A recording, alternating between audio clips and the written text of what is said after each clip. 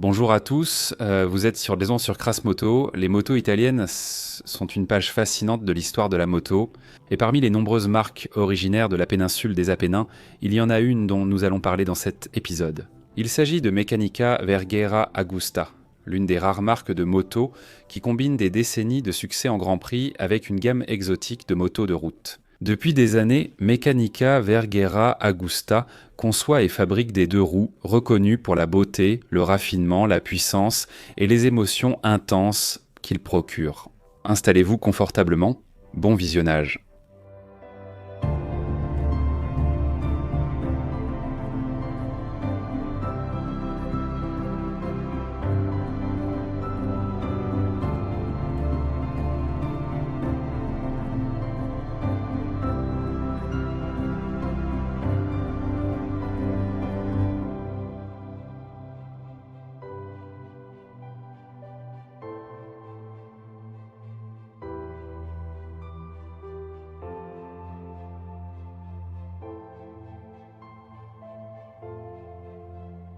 Le nom Agusta est apparu au début du XXe siècle, porté par le pionnier de l'aéronautique italienne, le comte Giovanni Agusta. Giovanni était né en Sicile, mais pour atteindre ses objectifs, il s'est installé dans le nord industriel de l'Italie.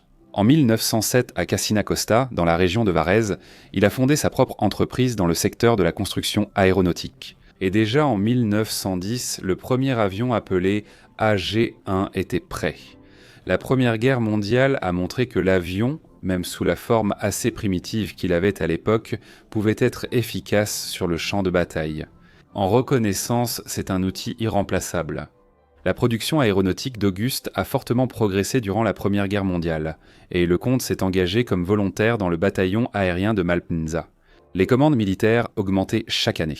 En 1919, le comte Giovanni Agusta fonde l'usine aéronautique Costruzioni Aeronautiche Giovanni Agusta, société anonyme à Samarate. En 1927, Giovanni Agusta est décédé à l'âge de 46 ans. Et son entreprise en s'est revenue à son épouse Joséphine et à ses fils Domenico, Vincenzo, Mario et Carrado. Le principal acteur de l'entreprise est devenu Domenico Agusta. De 1932 à 1945, il s'est entièrement consacré à l'industrie aéronautique, créant différents modèles d'avions militaires. À la fin des années 30, Domenico a voulu élargir l'activité de son entreprise. Cette décision réduisait les risques et augmentait les revenus. Il était prévu d'élargir la gamme grâce aux motos, d'autant plus que la demande pour celles-ci augmentait en Italie. La conception a débuté avec le développement du groupe motopropulseur. Mais le début de la Seconde Guerre mondiale a freiné ce processus. Un monocylindre de temps de 98 cm3 avec embrayage humide, boîte de vitesse et 4,5 chevaux était prêt en 1943. Impossible alors d'organiser la production de motos, la guerre faisait rage. Comme vous le savez, l'Italie s'est retrouvée parmi les perdants, et, selon la conférence de paix de Paris, ses forces armées le furent limitées. Cela signifiait que toutes sortes de commandes militaires, y compris pour l'aviation, ont cessé. Cette fois, la société de Cassina Costa devait d'urgence chercher une alternative ou fermer ses portes. Heureusement, des progrès existaient boire déjà dans la construction de moteurs et la société italienne avait besoin de moyens de transport simples et abordables. Le 19 janvier 1945, Domenica Agusta fonde Meccanica Verghera Agusta pour lancer un projet de moto. Dès le mois d'octobre de la même année, un prototype prêt à la pré-production a été présenté à la presse à Milan. C'était une moto légère avec une suspension arrière rigide et une fourche avant à levier. Le réservoir affichait deux grandes lettres, Meccanica Verghera, et le garde-boue portait une plaque, Vespa 98 cm3. Oui, vous avez bien entendu, Vespa. Cependant, il a fallu abandonner ce nom. Il était déjà pris. En 1946, la moto a été produite sous le nom de Meccanica Verghera 90 cm18 en deux versions. La première, appelée Economy, était presque identique au prototype de 1945. La seconde, plus sophistiquée, nommée Tourisme, disposait d'une boîte à 3 vitesses et d'une suspension arrière à bras oscillants. Les débuts de la production étaient très modestes. En 1946, seulement 50 motos sont sorties de la chaîne de montage. Mais ce n'était que le début. Petite digression. Décrivez le caractère des Italiens en un mot. Le mot qui me vient à l'esprit est expressif. Ils sont émotionnels, bruyants, et il n'est pas du tout surprenant que des gars au caractère aussi passionnés de la péninsule des Apennins aient réussi dans toutes sortes de courses. Dès 1946, Meccanica Verghera Agusta a officiellement pris part aux courses d'endurance régulières, l'endurance. Et la victoire n'a pas tardé à arriver. Dès la première saison, Vincenzo Nenzioni remporte la Spezia en octobre, puis Monza le 3 novembre. Toutes les places du podium reviennent alors à des pilotes Meccanica Verghera Agusta. C'est sur cette vague de succès que le modèle 98 Sport a été créé. Par rapport aux versions précédentes, elle se distinguait par une fourche télescopique, un empattement raccourci de 5 cm et un moteur porté à 5 chevaux. 5 chevaux peuvent sans te sembler peu, une mobilette alpha est plus puissante, mais à l'époque, c'était un record pour des moteurs de ce volume en production de série. En 1947, Meccanica Verghera Agusta a exposé plusieurs nouveautés à la foire commerciale et industrielle de Milan. La famille de motos comprend désormais une version luxe du modèle Meccanica Verghera 98, un 2 temps bicylindre, 125 cm3 et une 4 temps monocylindre. 250.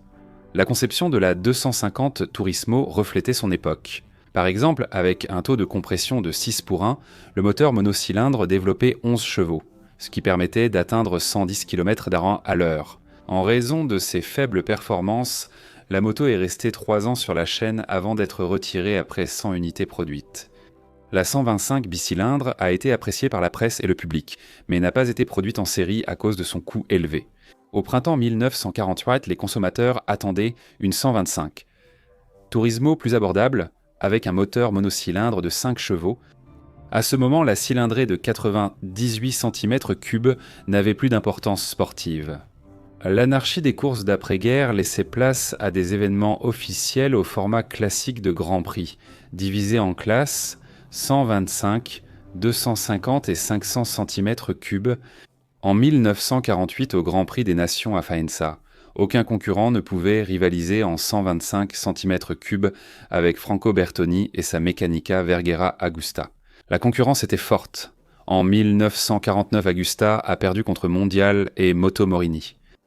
Pour gagner un avantage technologique, Domenica Agusta a embauché l'ingénieur Piero Rimoro et le chef mécanicien Arturo Magni, tous deux de Gilera. Et ce duo a construit 2 excellents modèles de course, un 4 cylindres en ligne de 500 cm3 et un monocylindre de 125 cm3 à 2 arbres à cames en tête. La Meccanica Verghera Agusta 500, notamment son moteur, copiait celui de la Gilera. Et tout cela parce que Rimoro et Magni, avant de quitter leur précédent emploi, ont emporté les plans techniques. Le premier grand succès en course a été obtenu avec la nouvelle Sente 25 4 temps à soupape en tête. Cecil Sandford a remporté le Tourist Trophy en 1952 et est devenu champion du monde 125 cm3 sur Meccanica Verghera Agusta. En septembre de la même année, Leslie Graham a fait du Comte Agusta l'homme le plus heureux en offrant à la marque sa première victoire en Grand Prix 500 cm3 à Monza, devançant Umberto Mazzetti sur Gilera de 58 secondes. Un scandale a éclaté. Giuseppe Commendatore Gilera, furieux, a porté réclamation accusant le moteur Meccanica Verghera de dépasser la cylindrée autorisée pour la catégorie. La commission n'a constaté aucune infraction. Il n'y en avait pas. Les succès en compétition ont fait la renommée de l'entreprise, ce qui a permis d'augmenter les ventes. La gamme de machines s'est enrichie en 1949 de scooters et en 1955 de cyclomoteurs que l'entreprise produira jusqu'en 1969. Une grande part était constituée de motos sportives légères que les jeunes pilotes italiens achetaient de volontiers. Les pilotes étaient attirés par la puissance, la dynamique et le prix abordable de la technique DMV Agusta. Entre 1948 et 1953, la société a lancé une série de 125. Le modèle le plus populaire fut la 125 Motore Lungo, la moto sportive la plus prisée de l'époque. 1953 fut une année très importante pour la production industrielle DMV Agusta. Grâce à une large gamme de modèles et à l'introduction du modèle original 125 Pullman, la production atteignit pour la première fois le chiffre de 20 000 motos. En Espagne, la première usine autorisée à produire des motos pour l'export a été lancée. Cependant, faites attention aux chiffres. Que représentent 20 000 motos pour l'Italie? C'est très peu. Et Meccanica Verghera Agusta ne sera pas l'entreprise qui mettra beaucoup d'Italiens sur 2 roues. Côté popularité, Vespa, Lambretta, Ducati et Moto Guzzi s'imposeront. Mais la passion du comte Agusta restera en fait tout le temps une production assez modeste de motos exotiques, avec un accent sur la course. Vous vous rappelez comment l'entreprise Agusta a débuté? Oui, avec l'aviation. Et en 1952, l'entreprise aéronautique Agusta reprend ses activités après une longue période d'inactivité. C'est là que commence l'assemblage sous licence des hélicoptères américains Bell. Et en même temps, des accords ont été conclus pour la fourniture de matériel militaire à la flotte italienne, au Shah d'Iran et à certains autres régimes militaristes de différents pays. Là où sont fabriqués équipements militaires et armes, d'énormes sommes circulent. Bientôt, l'assemblage d'hélicoptères sera la principale source de revenus de la famille Agusta. Pour Dominique, les motos deviendront un passe-temps. Désormais, il ne se posait plus la question de savoir où trouver une liasse d'argent pour développer un nouveau modèle de moto de course ou pour faire participer l'équipe d'usine aux compétitions. À l'époque, la production en série de mécanique Vergera comprenait des motos et scooters à moteur de temps de 98 à 150 cm3. Mais les habitants des régions montagneuses ont toujours préféré les moteurs 4 temps en raison de leur couple plus élevé. C'est pourquoi la tâche de développer un modèle routier à 4 temps a été confiée à Rémor. En 1953, 2 modèles de motos de 175 cm3 ont été produits.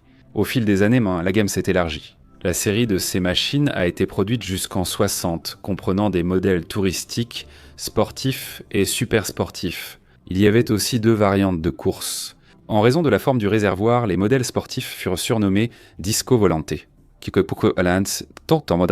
soucoupe volante. Le moteur de 175 cm3 s'est illustré aussi en course sur route.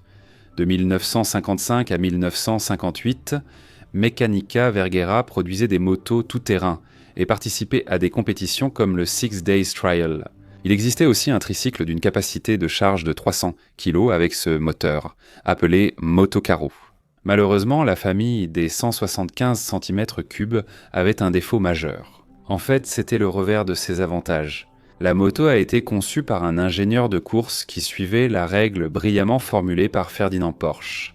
La voiture de course idéale franchit la ligne d'arrivée en premier, puis se désintègre en pièces détachées. Les Meccanica Vergera Agusta 175 4 temps avaient une dynamique exceptionnelle, mais elles n'étaient pas durables. On les appelait même des diamants fragiles. Ces modèles étaient un des best-sellers de l'entreprise de Cascina Costa. En 1956, la société a lancé la moto modèle 80, 3 correspondant à la cylindrée du moteur. Les ingénieurs de Meccanica Vergera Agusta expérimentèrent en différentes cylindrées de moteur dans le but de créer une moto légère, capable de transporter 2 personnes, tout en offrant une dynamique suffisante et une bonne économie de carburant. La même année, les ingénieurs ont présenté un modèle de 250 cm3, la 250 Red. Cependant, un problème est survenu. La moto s'est révélée lourde et peu impressionnante. Elle copiait le design des 125 et n'était qu'à peine plus grande. En 1959, la situation devait être résolue par le modèle de 300 cm3, mais au final, seuls 544 250 ont été produits, ainsi qu'environ 500 300. Cela en tenant compte que de petits lots de ces motos ont été livrés à la police et à l'armée italienne. Au moment de 1959, le moteur de 175 cm3 avait été porté à 232 cm3 et équipé sur le modèle Tiber, mais ce modèle n'était pas populaire. Le moteur a existé jusqu'en 1968 et équipait un tricycle utilitaire. À ce moment-là, la direction de Meccanica Vergera Agusta faisait face à une tâche difficile, débarrasser la marque de la réputation douteuse de diamants fragiles. L'expérience de la division aéronautique a été précieuse car la production sous licence d'hélicoptères impliquait l'importation de technologies, notamment des États-Unis. Et un certain nombre de nouvelles technologies ont trouvé leur application dans la production de motos. Meccanica Vergera Agusta expérimente avec des matériaux et des technologies de traitement, des prototypes d'entraînement hydraulique, des moteurs de temps à injection directe, et ainsi de suite. En général, les ingénieurs ont grandement amélioré la lubrification du moteur, augmentant ainsi plusieurs fois sa durée de vie. Le principal message publicitaire de la nouvelle Meccanica Vergera Agusta 4 temps 125 TRI était axé sur sa fiabilité et sur la garantie d'un kilométrage de 100 000 km sans aucun problème. C'est pour cela que le modèle a été surnommé Centomila, ce qui signifie littéralement 100 000. Dans la fin des années 50, le marché européen de la moto était encore en croissance. Les premiers signes de la crise ont forcé de nombreux fabricants de motos à réduire leur investissement dans la course et la recherche associées. Après la saison de MotoGP de 1957, les fabricants italiens de motos Gilera, Moto Guzzi et Mondial ont conjointement décidé de se retirer des courses de Grand Prix en raison de l'augmentation des coûts et de la baisse des ventes. Le comte Agusta a initialement soutenu ce mouvement, puis a changé d'avis. Meccanica Verghera. Agusta a continué de dominer les Grands Prix, remportant 17 titres mondiaux consécutifs en 500 cm3. Domenico Agusta, disposant de ressources financières, a engagé les meilleurs pilotes de l'époque, dont Carlo Ubbiali, John Surtees, Mike Highwood, Giacomo Agostini, Phil Red, ainsi que les meilleurs ingénieurs, notamment Arturo Mani. Les motos de course. Agusta, d'abord à 4 puis à 3 cylindres dès le milieu des années 60, dominait la concurrence. Entre 1949 et 1976, les motos Meccanica Verghera Agusta ont remporté 270 courses de MotoGP, ainsi que 38 titres de champion du monde pilote et 37 coupes des constructeurs.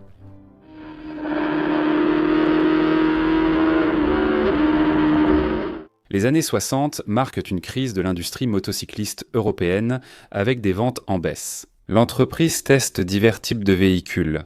Les modèles de 50, 125 et 150 cm3 reviennent dans le sport tout-terrain et en 1966, la boîte de vitesse à 5 rapports devient la norme pour les 125 et plus. En 1965, lors du salon de la moto de Milan, Meccanica Verghera Agusta a présenté son modèle phare doté d'un moteur 4 cylindres en ligne de 600 cm3. L'industrie mondiale de la moto avançait avec assurance vers cet événement depuis des décennies. La demande de motos de plus grosses cylindrées croissait, et intégrer un 4 cylindres en ligne dans une moto civile était très attractif. Meccanica Verghera Agusta s'est retrouvé à l'avant-garde dans la production de motos avec un 4 cylindres en ligne montée transversalement dans le cadre. Ce début réussit à éclipser la Meccanica Verghera 250B, un autre nouveau bicylindre également intéressant pour l'entreprise. Cependant, la bicylindre n'a pas eu de chance, performance moyenne et prix élevé pour sa catégorie. En 1970 seuls, 1500 exemplaires de la 250B avaient été fabriqués avant d'être remplacés par la 350B plus populaire. Les volumes de production de l'entreprise restaient en faible, et Domenica Agusta s'est toujours distingué par sa propre vision de ce qu'il fallait produire et sous quelle forme. Et si la technologie de course était magnifique et prouvait sa supériorité pratiquement à chaque course, la société n'avait pas autant de chance avec sa technologie civile. À la seconde moitié des années 60, d'un point de vue technique, les bonnes motos étaient complètement dépassées en termes de design. Meccanica Verghera Agusta ressemblait à une machine des années 50. La même première 4 cylindres transversale de série, qui était peinte en noir, a reçu le surnom peu flatteur de cochon noir et a été fraîchement accueillie par le public.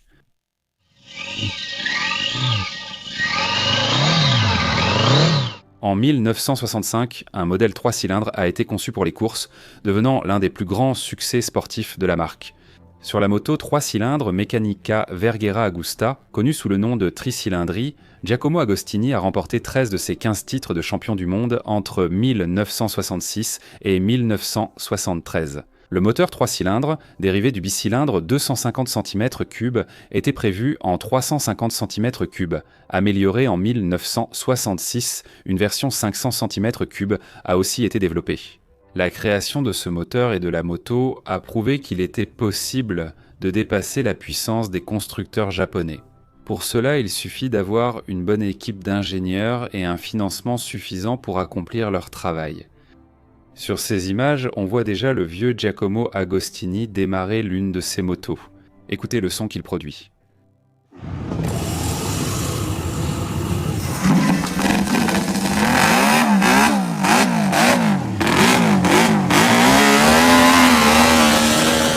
Agusta avait développé des prototypes, 6 cylindres en ligne pour la course.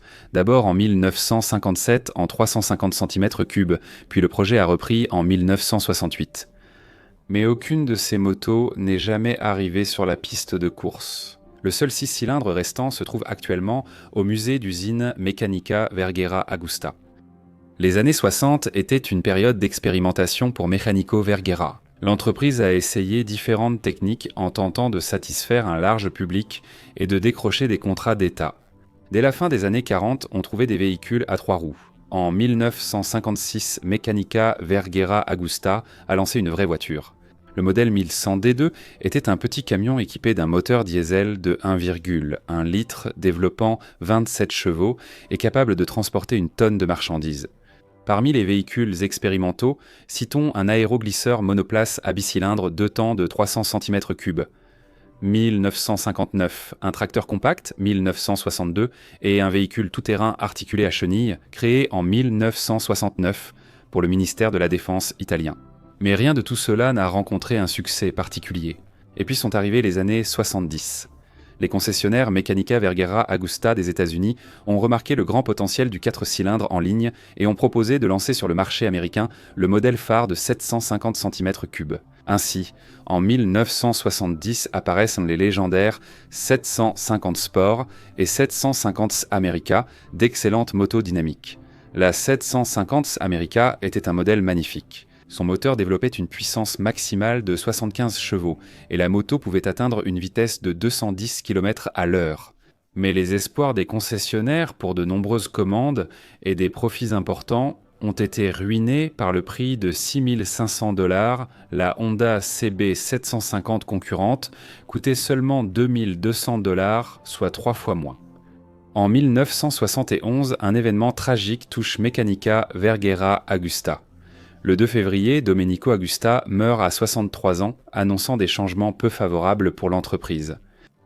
L'entreprise, peu connue pour sa grande production de machines, subissait une forte concurrence japonaise. Après la mort de Domenico, c'est son frère cadet Corrado, le plus jeune des 4 frères, qui a pris les rênes de l'entreprise. Corrado Agusta n'était pas aussi passionné par les motos et les courses, et le déclin de la production de motos était donc inévitable. Par inertie, l'entreprise produira des machines et participera aux courses jusqu'en 1976. Dans les années 1970, une moto de 350 cm3 rejoint la gamme. Au départ, la 350B avait un aspect démodé, mais l'entreprise a fait appel à l'un des plus grands designers, Giorgetto Giugiaro. Et il a conçu, en 1973, la Meccanica Verghera Agusta 350 Ipotesi, une moto qui, malgré seulement 2500 exemplaires produits en 3 ans, est devenue une référence stylistique dans le monde de la moto pour une longue décennie et demie. Un long réservoir, des lignes anguleuses, des jantes en alliage, des freins à disque sur les 2 roues, un carénage en option comme sur les machines de Grand Prix. Ça avait vraiment de la gueule. En plus, c'était une machine assez dynamique.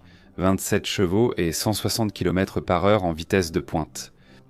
2 ans plus tard, la révolutionnaire 350 est produite en série. En 1976, une série limitée de motos basée sur l'Hypothèse a été produite. La 500S avec un moteur de 472 cm3 et une puissance de 53 chevaux, et la version de course 500SS avec une puissance de 66 chevaux. De cette dernière, seuls 5 exemplaires ont été construits. En parallèle, les modèles civils à 4 cylindres poursuivaient leur développement, même en petite série. Après les modèles Sport et America de 750 cm3, sont venus les moteurs en ligne de 790, 837 et 862 cm3. En 1977, même après avoir cessé la production de motos, la société a autorisé Arturo Magni à fabriquer et vendre des motos Meccanica Verghera Agusta de façon indépendante. Le modèle Grand Prix le plus abouti de 1978 développait 119 chevaux et ne pesait que 202 kg. Elle accélérait de 0 à 100 en 3,9 secondes.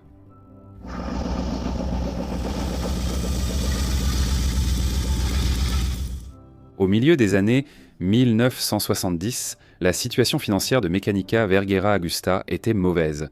Il fallait réduire le programme de course et la gamme des modèles civils. L'entreprise a arrêté de produire des motos en 1977, les derniers stocks étant écoulés jusqu'en 1980. Corrado Agusta aurait sûrement préféré une disparition discrète de la marque. Mais les choses se sont déroulées différemment. En Italie, la famille Castiglioni existe. En 1960, Giovanni Castiglioni a créé une entreprise de quincaillerie métallique. Et son entreprise était située à proximité de l'usine Agusta et d'Aermacchi. Meccanica Verghera Agusta était le rêve des frères Castiglioni. À la fin de 1976, quand l'entreprise a annoncé quitter les courses moto, ils ont essayé de racheter son équipe. Mais Corrado Agusta n'a pas voulu céder la marque à des parvenus riches et a préféré qu'elle repose en paix. Alors les Castiglioni ont acheté une moto Suzuki RG500, l'ont peinte dans les couleurs traditionnelles de Meccanica Verghera Agusta, rouge et argent, et l'ont présentée lors des courses de la saison 1978. La même année, ils ont racheté à Harley-Davidson l'ancienne usine Air Machi à Varese, la rebaptisant Cagiva. La production de motos a commencé et le projet le plus ambitieux fut la Cagiva 500 Grand Prix conçue par Ezio Mascheroni. Les Castiglioni ont rapidement transformé leur entreprise en le plus grand fabricant italien de motos, produisant 40 000 unités par an. Dans les années 80, les frères Castiglioni se sont consacrés à l'acquisition de marques. Leur Cagiva de course a apporté les premières victoires. Les machines de l'entreprise se comportaient très bien en motocross, et les versions spéciales obtenaient un point de bons résultats dans le tout nouveau rallye Paris-Dakar. À ce moment-là, les Castiglioni avaient déjà racheté Ducati, Moto Morini et Husqvarna. Le nom Meccanica Verghera Agusta a refait surface en juillet 1986 lorsqu'une annonce dans la presse a proposé la vente de motos de course, prototypes, châssis et moteurs du célèbre département compétition. La nouvelle a suscité tant d'émoi que les principaux journalistes ont demandé l'intervention du gouvernement pour protéger ce patrimoine culturel. Mais malheureusement, la grande valeur historique et technique de ces motos de course invincibles n'a pas suffi à susciter l'intérêt du ministère de l'Industrie et des holdings d'État. C'est ainsi que le reste de Meccanica Verghera Agusta a été repris par l'italo-américain Roberto Iannuzzi. Une fois le différend Iannuzzi réglé, Meccanica Verghera Agusta a refait la une. Au printemps 1992, une annonce du service de presse de Cagiva Motor a révélé que les droits sur la marque Meccanica Verghera Agusta ont officiellement transférés au groupe Castiglione. Lors des négociations, il n'était question que du droit de propriété sur la marque, car toutes les installations de production et la plupart des motos avaient été vendues, à l'exception de quelques machines de route et de course soigneusement conservées par les membres de l'association des anciens employés d'Agusta. La nouvelle a provoqué un énorme retentissement parmi les passionnés de motos. L'achat de la légendaire marque par l'entrepreneur le plus dynamique de l'industrie motocycliste italienne assurait probablement la renaissance de Meccanica Verghera Agusta. Après tout, la famille Castiglione était la seule à cette époque capable de ressusciter des entreprises de motos en période difficile et de les transformer en affaires prospères. Les ingénieurs de Cagiva Motor, laissés face à une page blanche, ont fait tout leur possible en prenant comme référence les modèles légendaires Agusta à moteur 3 et 4 cylindres. Une telle configuration n'existait pas dans la production motocycliste européenne, poussant Claudio Castiglione à choisir entre acheter un moteur japonais ou en concevoir un nouveau. Il est qu'à opter pour la seconde option et sélectionner un projet Ferrari, le F4, ensuite perfectionné par les techniciens et ingénieurs de Meccanica Verghera Agusta. Lors de la création du moteur, des solutions exclusives ont été utilisées, telles que, par exemple, la disposition radiale des soupapes et la boîte de vitesse en amovible. La première solution venait des moteurs multicylindres Ferrari, la seconde de la moto de Grand Prix Cagiva Grand Prix. Parallèlement à la production industrielle du nouveau moteur, le châssis et le design étaient en cours de développement. Cette tâche a été confiée à un maître reconnu dans son domaine, Massimo Tamburini, directeur du centre de recherche Cagiva. Le premier prototype, terminé juste avant le salon de Milan 1997, a été présenté aux journalistes le 16 septembre. Les journalistes ont été stupéfaits par la Meccanica Verghera Agusta F4. La moto était une véritable œuvre d'art, peinte dans les couleurs emblématiques rouge et argent. La Meccanica Verghera Agusta F4 a connu un succès immédiat, devenant l'objet de rêve des passionnés de moto. Par la suite, le processus de production a été divisé en deux étapes distinctes. La première étape prévoyait la production de 300 motos en édition limitée F4 Euro, avec des carénages en carbone, des pièces en alliage de magnésium et un moteur avec un carter coulé en sable. L'étape suivante consiste à produire le modèle F4S, destiné à un public plus large grâce à son prix qui sera 2 fois moins élevé que celui de la version précédente. En avril 1999, la F4 Gold a été présentée pour la première fois en action sur le circuit de Monza, ce qui a suscité plus d'une centaine de publications. La moto a impressionné par sa vitesse, dépassant les 280 km/h, son châssis inhabituel et sa maniabilité exceptionnelle. Malgré un prix de 68 millions de lire, plus de 35 000 euros, la F4 Gold a été achetée en un clin d'œil par les amateurs de motos les plus riches et les plus fidèles du monde entier. En parallèle à la relance de la marque, des processus en coulisses étaient en cours. Meccanica Verghera Agusta est devenue la marque principale du groupe Cagiva au début des années 2000. Mais malheureusement, le manque de liquidité a forcé Claudio Castiglioni, en décembre 2004, à vendre le paquet majoritaire d'actions au constructeur malaisien Proton pour 70 millions d'euros. Et seulement un an plus tard, celui-ci a cédé l'entreprise au holding financier italien GEVI pour seulement 1 euro. GEVI gérait ses affaires sans se soucier de sa production, seul le profit immédiat comptait.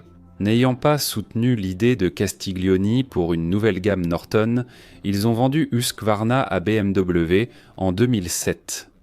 Claudio était très attristé par toutes ces décisions, d'autant plus que la production d'Agusta survivait à peine, et la fin triste semblait proche. Mais une fois de plus, Castiglioni a sorti un lapin de son chapeau. En juillet 2008, le groupe Harley-Davidson a annoncé qu'il rachetait pour 109 millions de dollars la même entreprise qu'il avait vendue exactement 30 ans plus tôt. Claudio Castiglioni est resté son président et les investissements américains d'environ 40 millions d'euros ont permis de rembourser les dettes, de moderniser les modèles produits et de concevoir un tout nouveau moteur 3 cylindres de 675 cm3 conçu par Ezio Mascheroni. Oui, ce même ingénieur qui avait conçu la Cagiva 500 Grand Prix de course. Mais la collaboration avec Harley n'a pas duré longtemps. Une récession a touché l'économie mondiale. Face à la forte baisse des ventes aux États-Unis, Harley-Davidson a annoncé en octobre 2009 la mise en vente de Meccanica Verghera Agusta. Et c'est là que Claudio a eu de la chance. Et pas qu'un peu. Le 6 août 2010, Meccanica Verghera Agusta, financièrement saine et sérieusement rajeunie, est revenue entre les mains des Italiens. La famille de Castiglioni l'a racheté pour 1 euro symbolique. En 2009, le nouveau moteur litre Corsa Corta de 201 chevaux a fait ses débuts.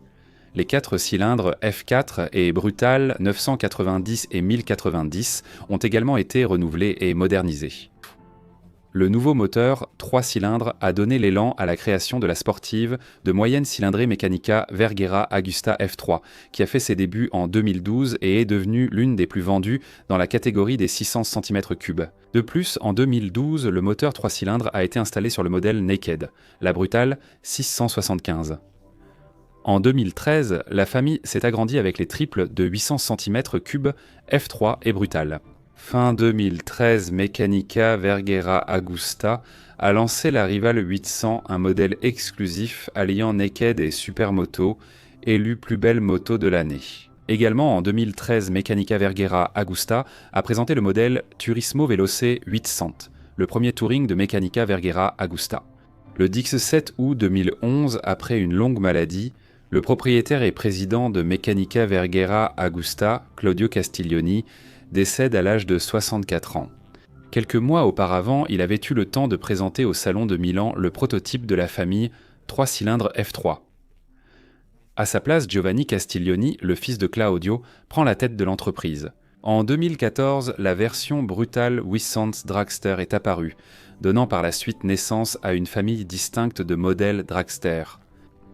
Les affaires s'amélioraient, comme le montraient les statistiques de vente. En 2011, Meccanica Verghera Agusta a livré au concessionnaire 3687 motos en 2012, 6557 en 2013, 7488 et en 2014, 9200.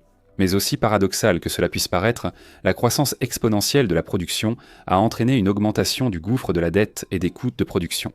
L'entreprise avait également des problèmes avec son réseau de concessionnaires et la livraison des pièces d'ensemble détachées. Il a fallu réduire les investissements dans la recherche et développement et la production est tombée à 6 ou 7 000 unités par an. Et à l'égard de l'entreprise, les autorités municipales ont appliqué un acte de protection qui excluait la possibilité de faillite. En 2017, un investisseur qui a sauvé la situation a été trouvé. En novembre 2016, Giovanni Castiglioni et le fonds anglo-russe Comsar Invest, qui fait partie du groupe Black Ocean, géré par la famille Sardarov, conviennent de conclure un accord d'investissement. Le tribunal approuve en mars 2017 le plan de restructuration de la dette de Meccanica Verghera Augusta, prolongeant aussi la protection juridique. Mi-2017, les partenaires officialisent leur accord. Giovanni Castiglioni garde 51% des actions de Meccanica Verghera Augusta et Black Ocean en obtient 49%. En octobre 2019, l'entreprise a annoncé un nouveau plan d'affaires sur 5 ans prévoyant une augmentation de la production jusqu'à 25 000 unités par an. Pour les dirigeants de Meccanica Verghera Augusta, la croissance de la production doit passer par des modèles de moyenne cylindrée conçus avec des marques chinoises. De nos jours, la société Meccanica Verghera Augusta prospère globalement. Une attention particulière est accordée à l'innovation et au design. Un exemple frappant de cette activité est le nouveau modèle Superveloce, au style rétro-sportif, présenté en 2020. Le modèle est produit en série limitée en plusieurs versions pour les connaisseurs avertis de la marque. Jusqu'en 2022, la Superveloce était équipée d'un moteur de 800 cm3 et dans la première moitié de 2024 a eu lieu la présentation de la Superveloce 1000 série Oro. Aujourd'hui, Meccanica Verghera Augusta, comme il y a 60 ans, est un petit fabricant de motos haut de gamme. Dans les années 50 et 60, l'accent était sur d'excellentes motos sportives qui ont donné une renommée mondiale à l'entreprise. Aujourd'hui, c'est la renommée qui travaille pour l'entreprise, et sa gamme de machines se compose d'engins brutaux et audacieux, imprégnés des meilleures traditions de la marque. L'avenir de cette marque dépendra des actions de la direction et de sa clairvoyance, ainsi que des tendances mondiales dans l'industrie motocycliste. Les amis, c'est sur ce point que mon récit touche à sa fin. Voilà l'histoire des motos Meccanica Verghera Augusta. Comme d'habitude, je vous rappelle qu'il n'est pas si difficile de soutenir mon travail. Laissez un commentaire, partagez l'histoire avec vos amis et connaissances, abonnez-vous à la chaîne si ce n'est pas déjà fait. Je remercie spécialement tous ceux qui soutiennent ma chaîne financièrement via le sponsoring YouTube ou des dons ponctuels selon les coordonnées de la vidéo. C'était la chaîne Crass Moto avec vous. À bientôt.